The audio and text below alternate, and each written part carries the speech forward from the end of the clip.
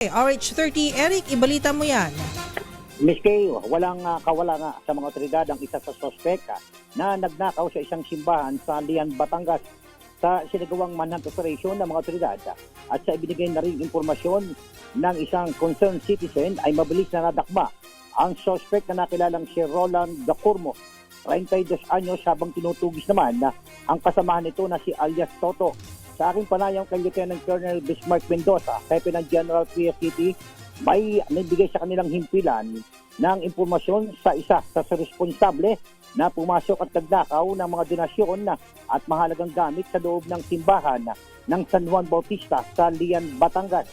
Agad-anya nilang tinungo ang kinaroroonan ng sospek na isang warehouse sa Barangay Manggahan, General Trias City, kung saan dito nila natimbog ang sospek. Sinabi ni Lieutenant Colonel Mendoza na agad niyang pinagbigay alam sa Lian Municipal Police Station na hawak na nila ang sospek at na-recover dito ang mga mahalagang personal na gamit ng pari at ng simbahan.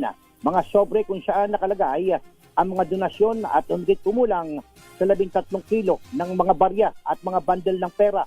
Ayon naman sa Lian Municipal Police Station na ginustrong ka ng mga sospek ang bintana at pinto ng naturang simbahan kung saan malayang na isa katuparan na mga sospek ang pagnanakaw, habang nakuha naman sa CCTV kung paano na isagawa ng mga sospek ang pangungulimbat.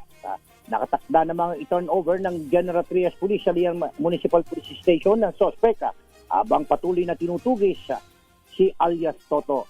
Ito si Eric Testas para sa DCRH, una sa Pilipinas, una sa Pilipino.